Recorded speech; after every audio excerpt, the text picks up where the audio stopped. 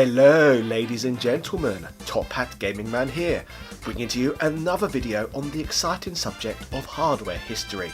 One platform in particular that I feel perhaps does not get quite as much attention online as it perhaps deserves is the real 3DO. A platform that got a lot of things wrong but still offered consumers advanced technology far ahead of many of its contemporaries. For this reason, I have decided that we are going to have a 3DO week on this channel. 3 straight videos covering different elements on the company's history. In today's video specifically, we are going to look at a 3DO console that is so obscure that I would assume very few of you would have heard of it. Until today, of course. The ROBO 3DO is a bizarre system with an even stranger history. So, holding these thoughts, this is the story of the ROBO 3DO and why it failed. Yeah! In 1993, production would begin on a range of home consoles developed by the 3DO company. The project was conceived by Electronic Arts founder Trip Hawkins, with the idea being to have made a high-end system manufactured by other companies, but all following a series of specifications. The first of these was rolled out that year by Panasonic, and followed by Gold Star and Sanyo throughout 1994 and 1995. The system was initially declared by Time magazine as the product of the year and was highly promoted at launch. Sadly though, the system would fail to ever truly catch on with consumers due to the system's high price and oversaturated console competition.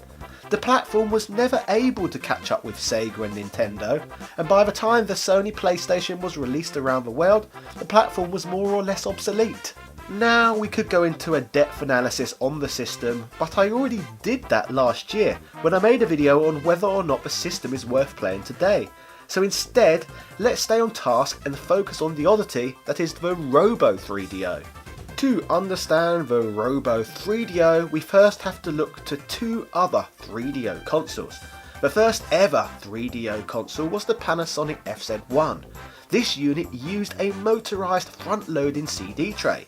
Later, Panasonic would follow this system up with the FZ10.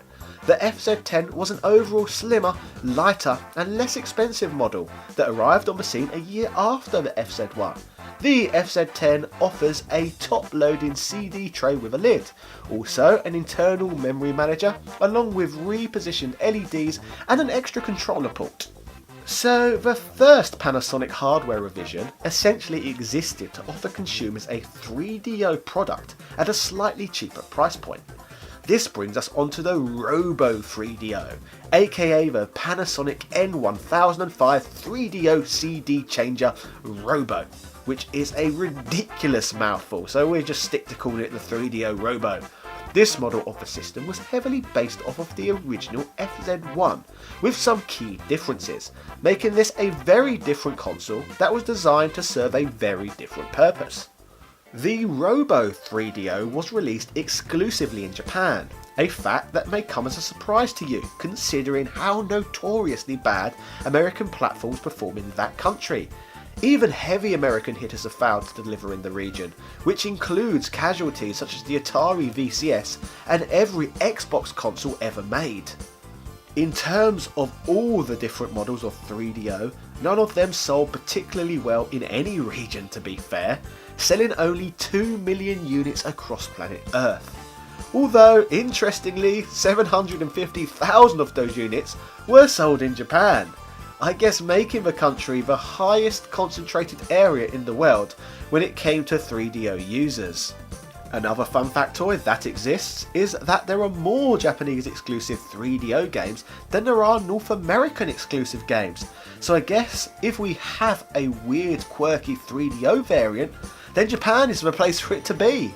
The ROBO 3DO would arrive in 1995. 2 years after the initial 3DO's launch and 1 year after the Japanese launch. As mentioned earlier, this system was heavily based off of the FZ1 model, but would feature some key differences, most notably a 5-disc carousel that would allow the system to hold up to 5 discs at once. Essentially, think of this system as the equivalent of a Famicom box, a Nintendo console that could hold multiple cartridges simultaneously that functioned as a demo unit to help shift systems and games.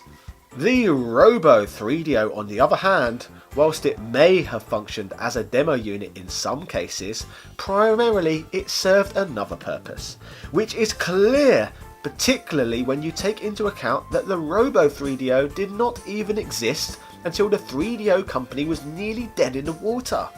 It is said that the ROBO 3DO was specifically designed and created to be kept in hotel rooms as entertainment for hotel guests. Whilst it is easy to draw to a conclusion that the carousel could have easily supported 5 different 3DO games simultaneously, you have to consider what hotels would want to fork out the money for an expensive console that's purpose was to support games few people would have cared about to begin with. So whilst it could and was used to play games, this was still not the ROBO 3DO's primary function. The ROBO 3DO, along with its carousel, mostly existed for its ability to play VCD movies, a video format that had been widely adopted in Southeast Asia, superseding the humble VHS tape. This was still fairly new exciting technology at the time, arriving only 2 years prior in 1993. So now, with this in mind, what sort of VCD movies do you think people would be wanting to watch in hotel rooms? Yes, you guessed it, bloody porn. So as a result, most of the ROBO 3DOs that were produced were sold to love hotels in Osaka, Japan. For non-Japanophiles watching today, love hotels are particularly popular in Japan and first sprang into prominence in the country in the 1960s as a place for young couples to make love, who were restricted from doing so due to living in small dwellings with large extended families. To put it simply, these love hotels served the purpose of providing guests with short stays, often offering an hourly rate as opposed to a nightly rate with traditional hotels, all in all serving as the ideal pleasure accommodation for couples, secret lovers and other forms of one-time celebrations of love. I am seriously doubtful that many people would have been picking up the controllers for this thing simply to play a bit of crash and burn. In fact, outside of regular VCDs, there is a range of porn that was created specifically for the 3DO that could have easily been used in these love hotels. This included a plethora of titles created by Vivid Interactive, including Blonde Justice, Endlessly and Immortal Desire. And on the Japanese side of things, they also received a range of exclusive pornographic titles such as Nice Body Fuji and the Virtual Cameraman series, for example. Ooh, naughty naughty. It is rumoured that the influx of porn hardware the 3DO received was in fact the very reason the 3DO as a whole performed better in Japan than it did anywhere else in the world. The Japanese just seem to love this sort of thing, so it is not that surprising really that a dedicated 5 carousel 3DO porn system would ultimately come into existence in such a sick place. Anyway, to close today's story, if there was genuinely a demand to watch a VCD porn in Japanese love hotels, then the ROBO 3DO was not the most successful product to do so. Sadly, before the system's discontinuation, only 500 consoles are known to have been manufactured, in summary, making this platform amongst the least common in the world. Personally, I would learn of this system's existence through reading the video game Kraken's website, one of the most comprehensive sources for information on obscure consoles on the entirety of the information superhighway. The gentleman has even gone to the effort of tracking down and acquiring one of these systems, which is how I acquired the amazing footage of the system found in the video today.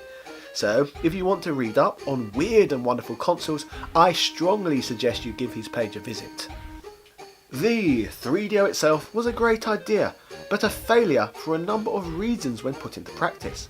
I can only surmise that the ROBO 3DO was limited to a production run of just 500 units must have simply been because there was not enough demand there for such a creation. Few people would have been interested in actually playing 3DO titles in love hotels, and there would have certainly been cheaper, easier ways for hotel chains themselves to procure VCD players. So all in all, this may be perhaps the most silly reason for a game console to exist in which I have ever covered on this channel yet. So to conclude this video, I would love it if you could let me know in the comment section if you have had any experiences playing the ROBO 3DO in a Japanese love hotel. Share some of your experiences down below. If you enjoyed this video, do not forget to like, subscribe and hit the notification bell to never miss a video. Tune in again this Thursday for more succulent 3DO history.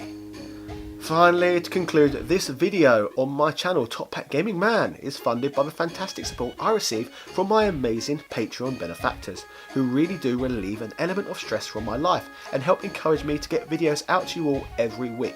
So a huge thank you and a massive shout out to Carl Johnson, JD Robbins, Seabass the Great, Sint Spacies, Andrew Bazanski, Edward O'Reilly, Quang DX, Spugsmac B, Michael Baker, Computer Man, Antonio Rodriguez, Craig Jenkins and all of my other patrons. Thank you all so much.